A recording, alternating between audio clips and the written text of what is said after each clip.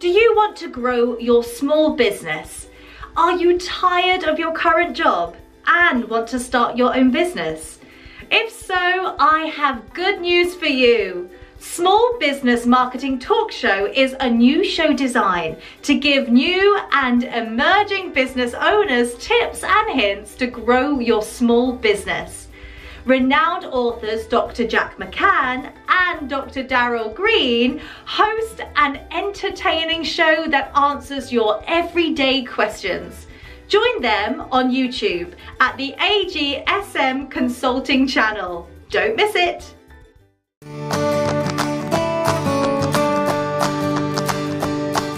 Welcome to Small Business Marketing with Drs. Daryl Green and Jack McCann. And we'll be talking about marketing strategies tonight for small business. So our objectives for this presentation are to talk about marketing strategy in general, and we're going to evaluate some of the marketing strategies that are recommended and are common for small businesses. So we'll look at key performance indicators and what are some of the popular key performance indicators for small business, trying to determine whether you're successful or not. So, Dr. Green, what do you believe the role of marketing strategy is in planning? Well, Dr. Jack, it's just so good to see your smiling face. And so, been involved with small business for a long time, having my own small business, and doing some consulting with small business and having my students do consulting business. I think a lot of times, small businesses get in it, passionate, maybe got a furloughed or laid off and want to do something different. And they just go in there without doing the planning. So when we talk about marketing strategy, it's really planning for success. And a lot of times, companies are reacting and they don't think about it, and so that's just really why marketing strategy, it's a planning, it's a focus, it's direction. And I always tell my students, I always tell my clients, it starts with a vision. What is the vision for the company? What is the mission for the organization? You can't move any further than that. And then once you do that, come up with a systematic process of reaching your target or your intended customers is really what we're trying to do with a marketing strategy. So it's really crucial. It's oftentimes overlooked by emerging and startup companies, but it's really the foundation for being successful in the marketplace. Yeah, planning is the foundation of success in business in general, and especially for small business. As you said, a lot of people are inexperienced in small business startups and managing businesses, and maybe don't have a formal education in marketing or management, and so they need to start here and build a foundation of planning. The four functions of management are planning, organizing, leading, and controlling. And of course, planning is foundational. Mm-hmm. You organize your resources in place, and you as the entrepreneur or a small business person has to lead the efforts or be the only effort, toward putting together a plan that you can implement at some point in time.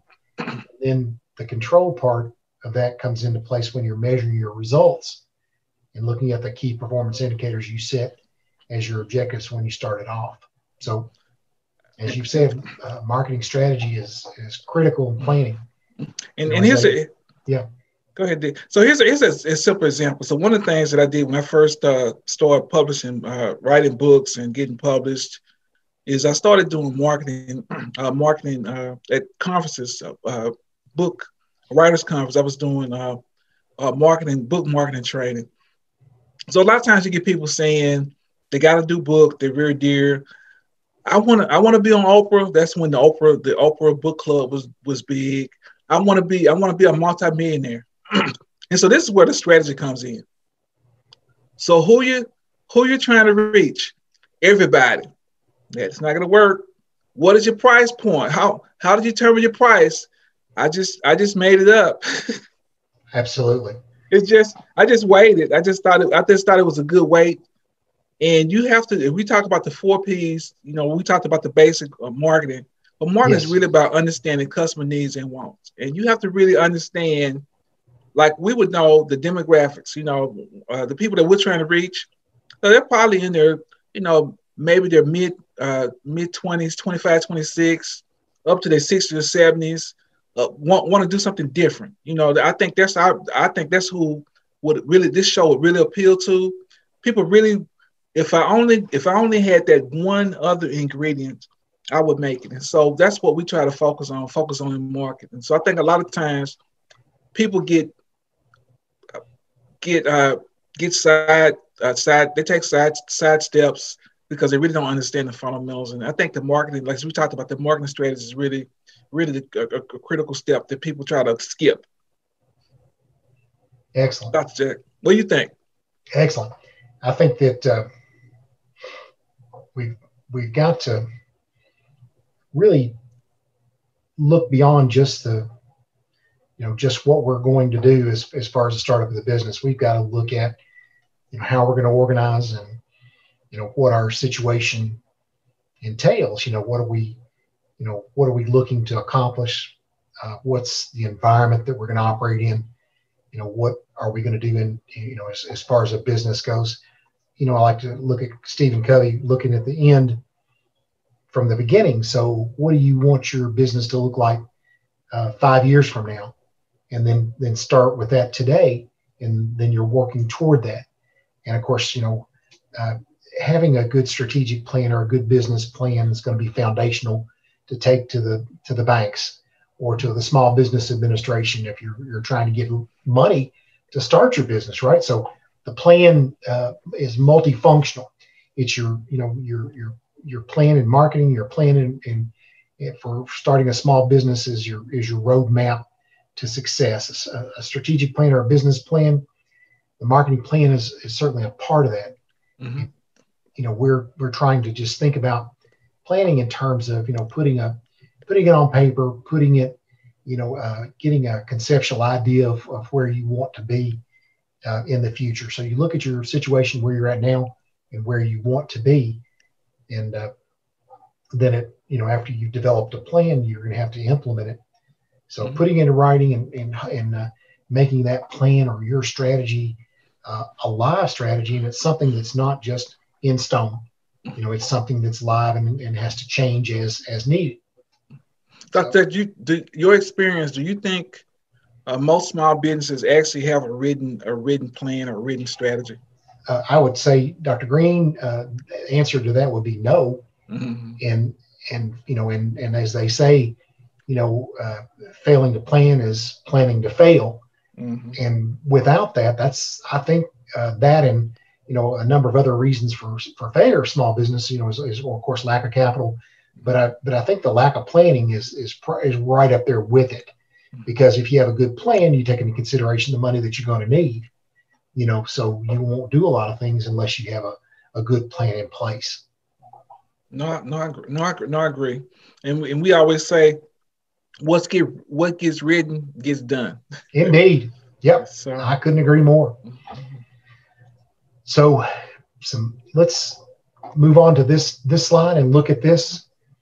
It kind of expands on the role of strategy and in marketing and for small business. Some questions entrepreneurs need to consider when thinking about strategy. What are your thoughts on these questions? What would you? Well, I guess the first one goes back to we talk about the basic marketing principles. So we talk about a product. So you're a seller, and you're trying to sell this widget, and you say this widget has this feature, you can do a whole lot of things about it. But the goal, we need to focus on value. Say, what is the value of your product or service? So value has to do with benefits. So the example would be the car. You're a car salesman, and you have this car, this vehicle, and you're talking to a single parent, and you're talking to her, and you're saying, well, this car has this amount of horsepower, has these amount of wheels and spoilers and has this kind of voice system, instead of talking about the benefits. The vehicle is safe. It's sound, it's noise reduction. It's good maintenance. Those are the things that we talk about benefits. And so anytime that you're dealing with the seller and the buyer, there's actually a scale and a scale. So from the perception of the buyer, they're saying, am I giving my money worth? And from the perception of the seller, it's saying, how can I get the maximum amount of profit from that buyer? And so it's always a little bit of tension, especially when the price of the product, like a house, a car, those education. Anytime the cost is great, then that tension between the seller and buyer becomes much stronger or much tighter. And so it's behooves the seller to do their homework and to evaluate what value and what benefit is my product or my service providing to that particular buyer or that group of the market. So what do you think? What do you think, Dr. Jack, about that? I think that's critical. Values is the component that customers are going to consider, all the way from the very, very point that they start the search for the product. Customers start off with the decision-making process, and they're determined they've got a need or a want or a desire, for something to solve their problem or solve their need. And so then they're going to go on the search process, and they're looking for something, that's going to solve that. But they want something that's going to, provide the benefits that they're looking for. But they also want that value. If you're really going to win that customer back, that's where you're going to win them is giving them more than what they've paid for or asked for. I agree. So I guess the other element, I think, is the positioning, and a lot of people get that confused. And the example I would get, positioning is in the mind of the buyer. They see the company or the product in a certain range. I'd say almost high, medium, and low in terms of how the worth of that particular item or that particular company, and so it changes based on the I guess the quality or the factor. The example I would be McDonald's. So when we start talking about McDonald's, where does McDonald's and its competitors? When we start talking about cost effective, great value, being cheap. McDonald's would be top on the list. You'd have McDonald's, and then I don't know, maybe Sonic's, and then on the bottom would be Chick-fil-A. But when you talk about the quality of the food, then it gets flipped. You got Chick-fil-A, maybe Sonic's, and then you have McDonald's all the way on the bottom. So you have to be very careful in terms of the analysis. We call that a positioning statement or positioning analysis.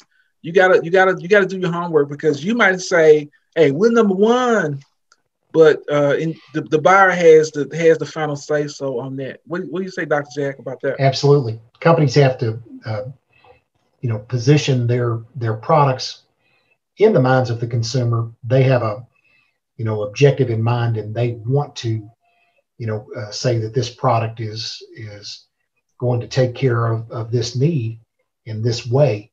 But as you say, the customers are going to ultimately tell you how they're going to use it and what value it is to them. So, companies try to position their brands and their products in the minds of consumers from their perspective. But in today's marketing, we have to learn and communicate with customers and see how it really fits into the marketplace and how it really fits in with the consumers. And then we have to work toward that. If we understand our consumers, before we introduce a new product or do a brand extension, then perhaps we can, do a decent job of positioning. But ultimately, the final say so is in the customer, and we have to learn and develop that positioning. It's just not automatic up front because we say it's this. It's going to change, and we have to adjust, and then continue to upgrade and work on those positioning statements and strategies that we use. But we want our product to be different, and we want it to resonate in the minds of the consumers when they think of, when they're thirsty, they think of, Kroger purified water or Dasani water, and it's going to do this for them. It's going to quench their thirst at a good price.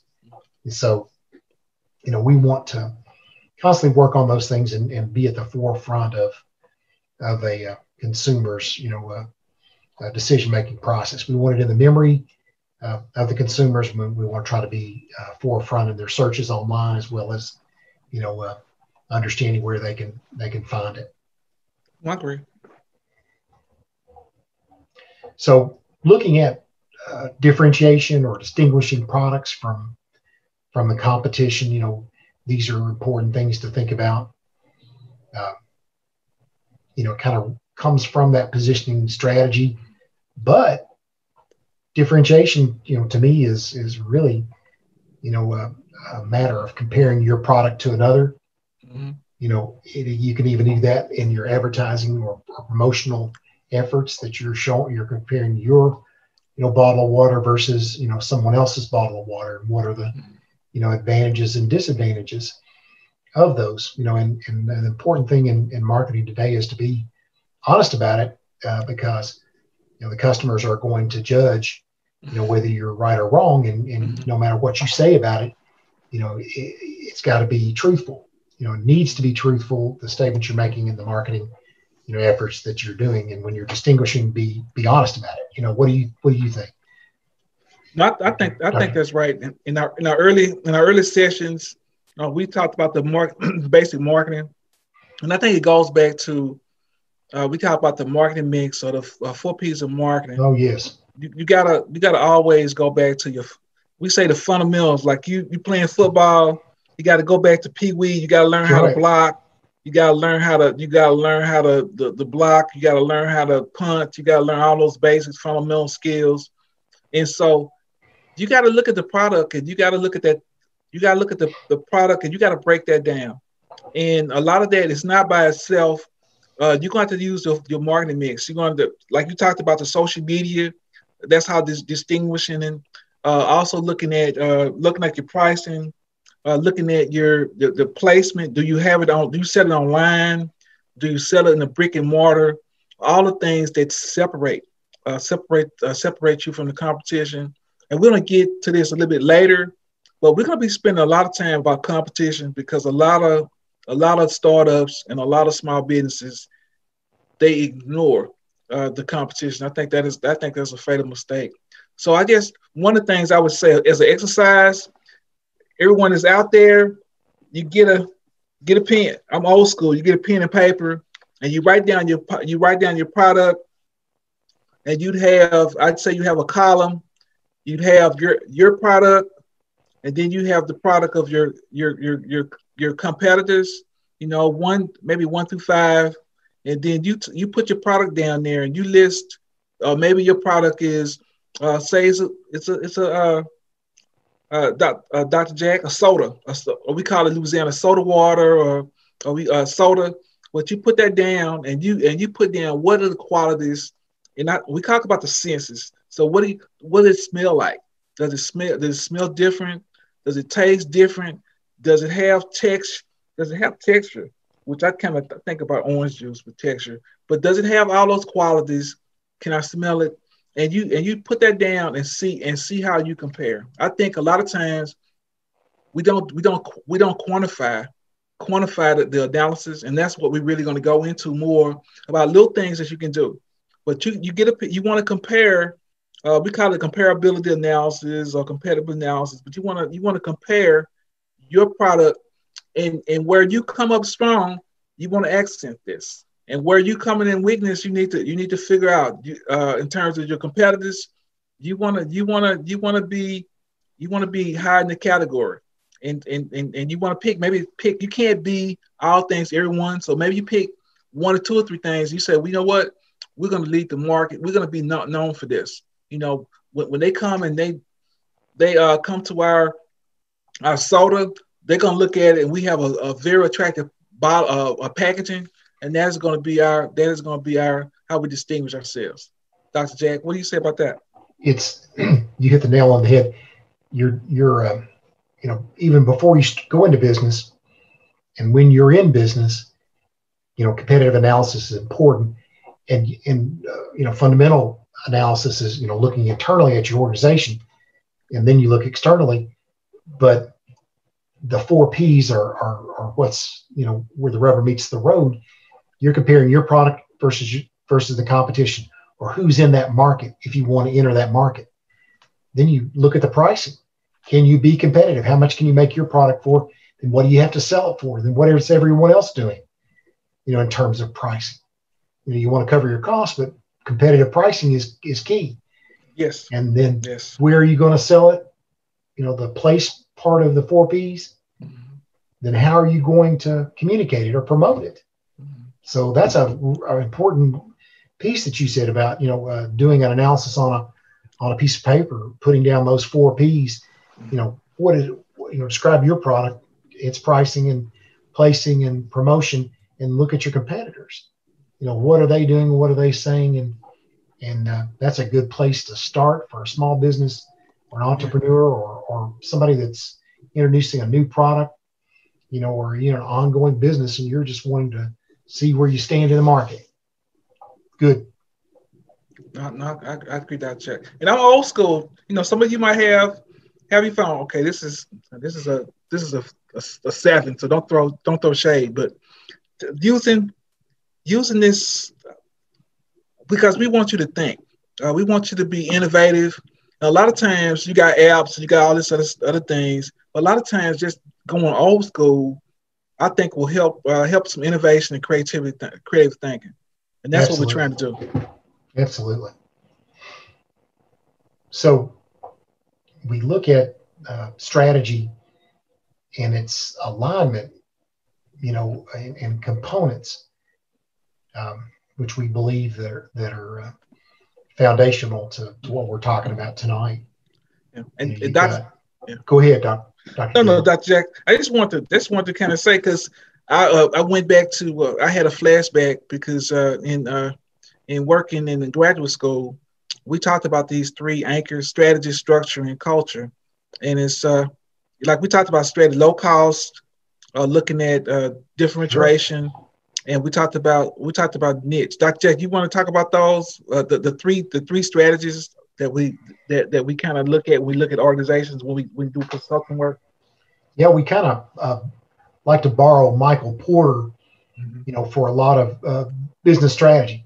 Mm-hmm. But this, the beauty of looking at these strategies of Porter are that they apply in marketing and business strategy alike.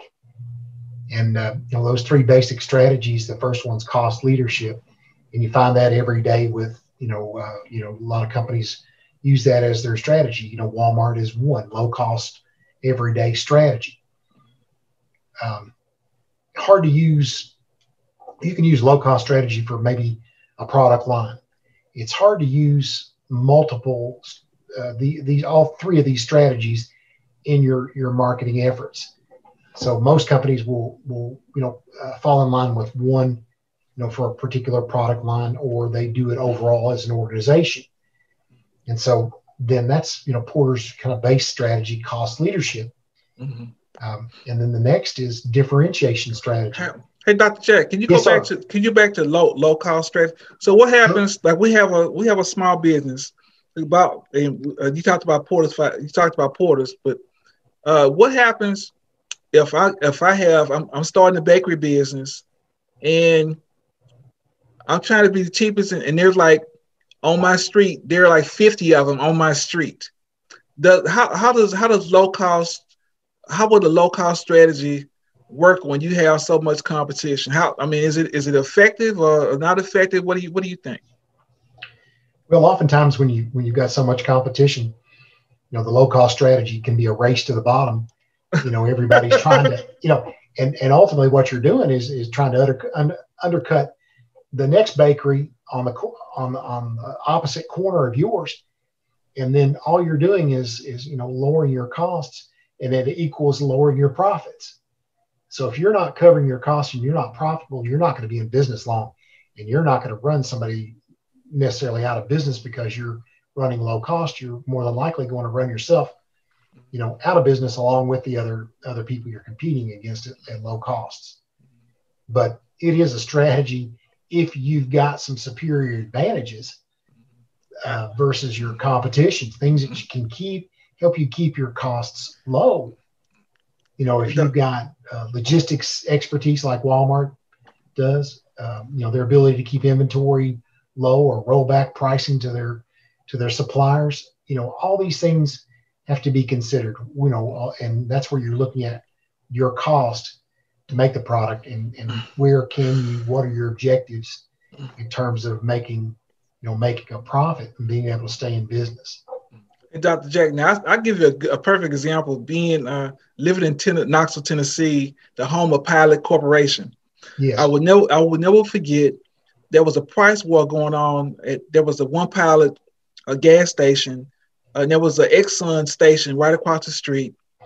And they put the price of gas so low, they ran the company, they ran their company out of business. Right. So if you, like you said, if you have a superior position, you have the resources, you can do that. But if you don't have the resources, they will, because you can't keep up. I mean, companies take losses.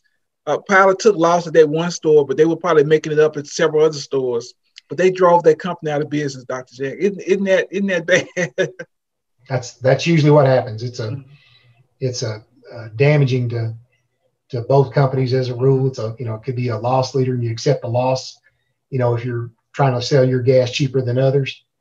But at the end of the day, sometimes competition's pretty good, keeps you honest, and it may be better for the market to have multiple businesses, in a particular area. You can't satisfy all the customers. You just want your share and do business with, at a scale that you can handle and meet your objectives. But that cost leadership, something to really be careful with and consider what goes into that. So look at Porter's differentiation strategy, making something different, making your product different, your services different. And today in business, we really look at bundling, and products and services are usually in combination. Mm-hmm. So when we're talking about a product, it's product plus service usually, or at least some level of services anyway. But you want to be different. And, when we talk about products and marketing, we're talking about experiences and ideas, products and services. Some companies, they're very hard to be pure service or pure product. So, they're usually hybrids of all these things. But what you're ultimately trying to do is do things better than your competitors in some way, shape, or form, and differentiate yourself. And, it could be in the product, could be the features, its functionality, how durable it is.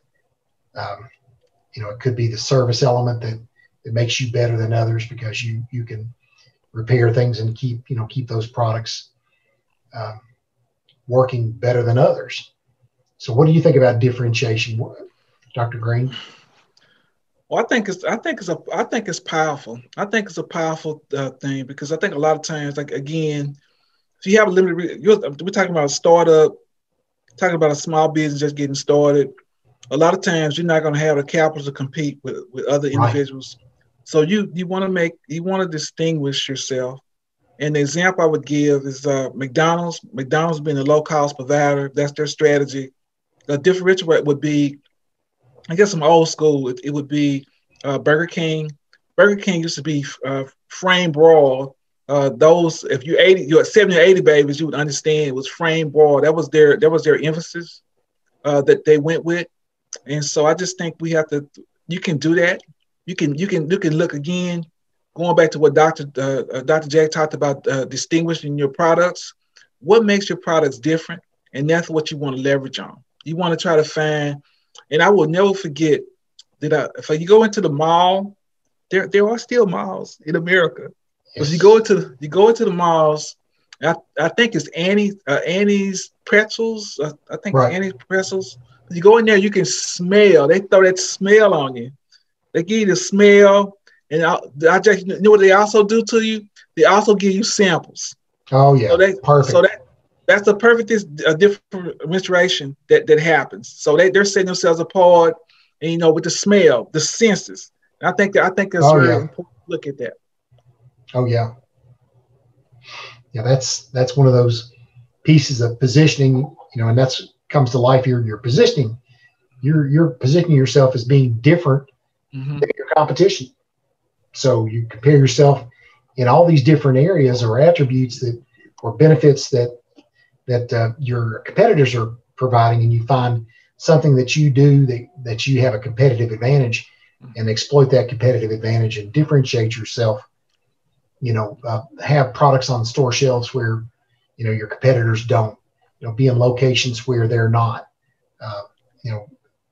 differentiation being, convenient, convenience stores, those differentiating themselves from, just retail outlets. Convenience is a key differentiator versus others.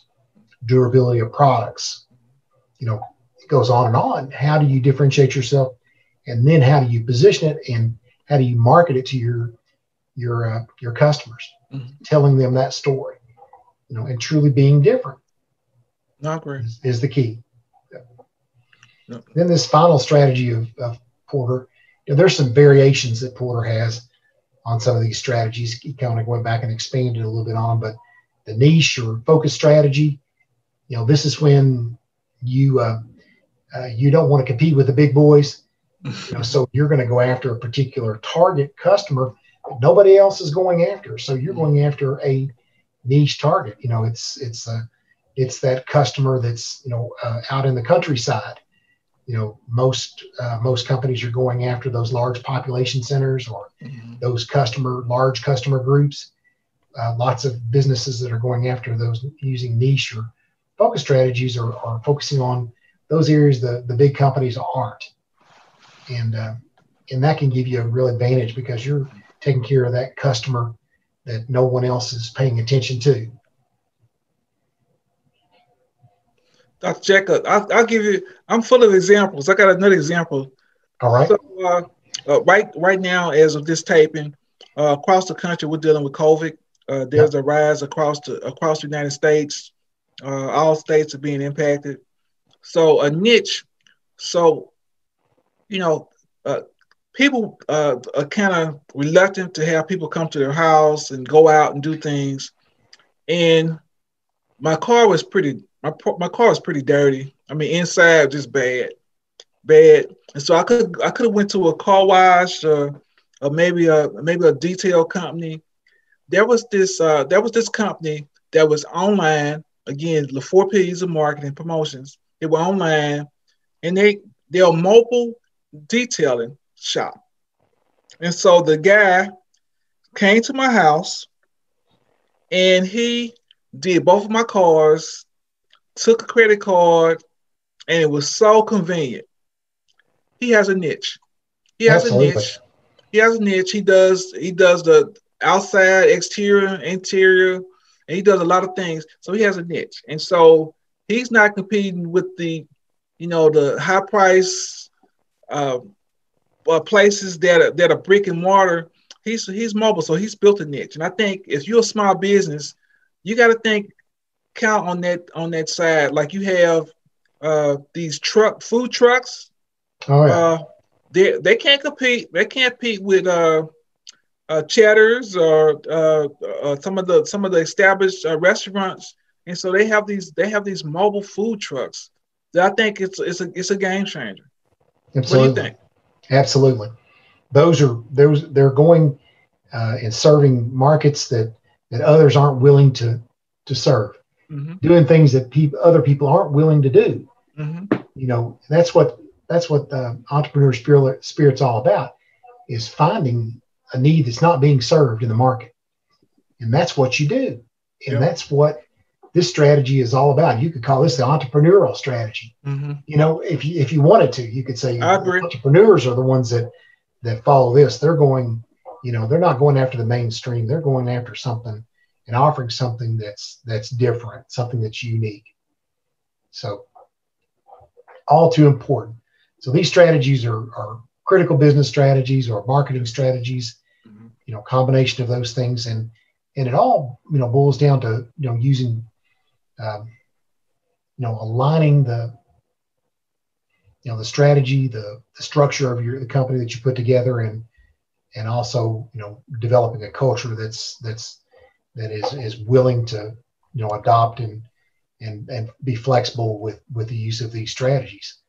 So always important to learn those strategies, learning about, you know, Michael Porter and those things. It's not highbrow, you know, strategies that are not useful. These are practical strategies. You know, it's not, you know, we're not teaching a college class here on strategy. This is what people use every day, you know, and that's what we want to focus on in our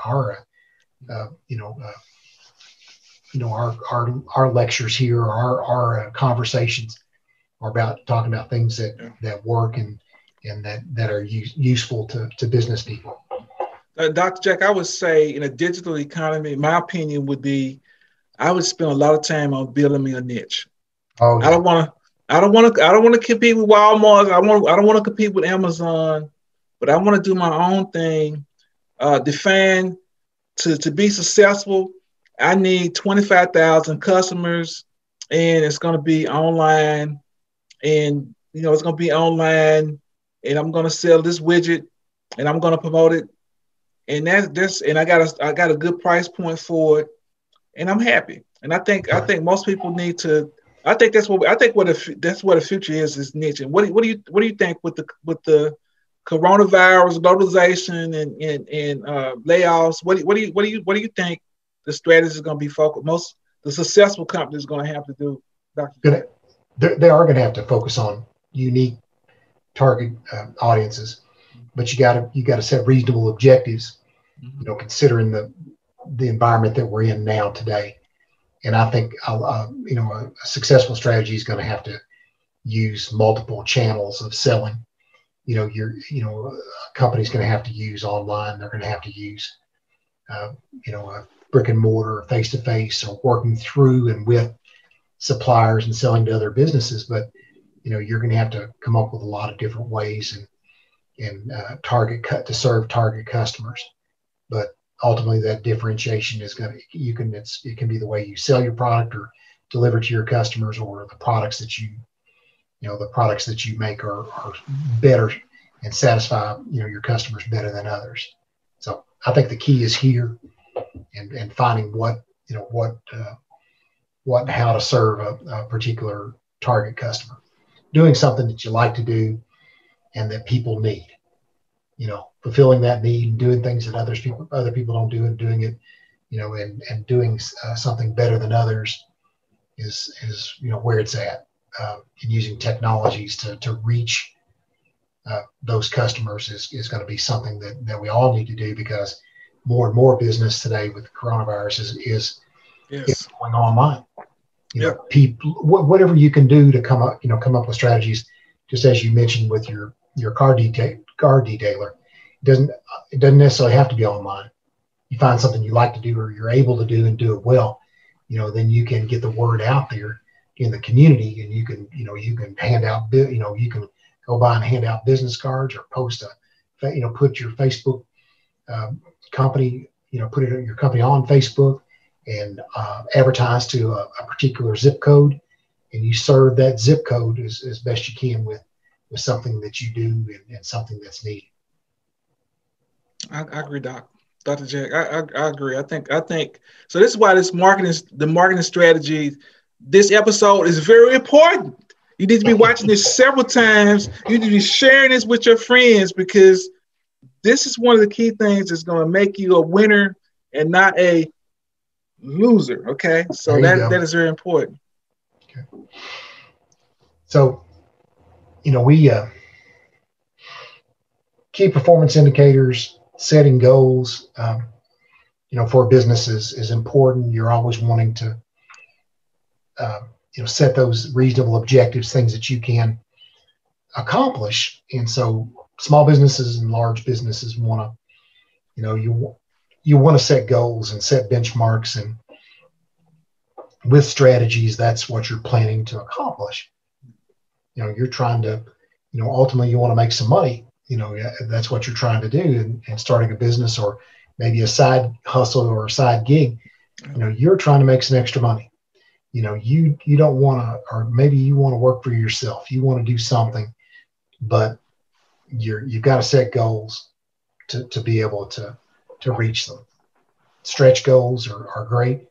A lot of companies use key performance indicators to see how well they're doing. So, Dr. Green, tracking progress. Yeah. So when we're talking about, I say KPIs, key performance indicators, we could also call it marketing metrics. Is how do you measure success? What does success look like? And I have a book in my office. It's this thick. It's about 500 pages. It has tons of indicators that you can measure. So for most small businesses like us, we look at revenue. How much revenue are we generating? So that's one indicator. Then we talk about revenue, but revenue in itself, you can still be going broke. So revenue minus your costs, we look at profit. So profit is another indicator.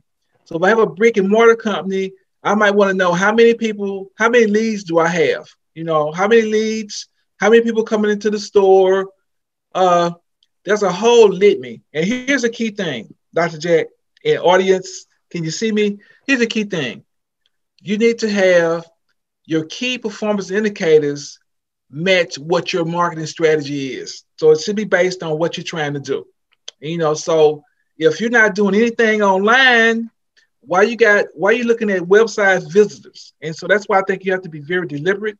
But I'm gonna be biased, Dr. Jack, a little bit, because I love digital marketing, social media platforms like Facebook, Instagram, even LinkedIn, because I can measure results and I can track it easily. So that is my case. So those are some. I love Google. Google is another one of those things. Bing, Yahoo, any of those things that you can track, I am a fan of, because tracking is very important. If you want results, then you need to be tracking. You need to be tracking whatever you want to deal with. Yeah, measuring. You got to measure what's important, and so setting objectives and then measuring them, and then constantly modifying and working on those, and trying to find the things that are most important for your, whether your marketing is working, whether you're communicating to the right customers, or people are using your products differently than what you expected. You've got to learn. You've got to be a learning organization. Yes. You set objectives and you may change them, but ultimately what your objectives are is to be successful. And so you've got to find the things that are important to help you get there. And then, we flip back to these objectives here. The things that we were trying to cover tonight, we're looking at marketing strategy. We looked at, 3 key strategies, and we're kind of closing out here with those key performance indicators for small business. But, businesses have to be good at planning and implementation, and they have to organize well, be a good organizer. They have to lead their strategies, and control. And the controlling part is those key performance indicators or measurements that we have to use. So we set objectives in our strategies, and then we measure them, and then we make adjustments. And we're always continually trying to improve what we do in business. Yes. But Dr. Jack, I feel like I need to go give me a Big Mac or something. So we talk about food. Well, just wait for a few weeks. I think McDonald's going to start coming out with plant-based. Have you heard that? Plant-based burgers and chicken. Oh yeah, they're going to come out with a new product. You talk about innovative. There's a company that's generations old, but they're constantly trying to modify what they do. And here's a plant-based, a choice that's going to give it. A lot of people are looking for that product, so they're willing to change. Yeah. So we all have to be willing to change our approach, don't we? And use that entrepreneurial mindset. I agree. I'll pass on that one though, Dr. Jack. I know, me too. It doesn't meet with my taste. All right. Well, good deal. Thank you. Thank you so much. Thank you all.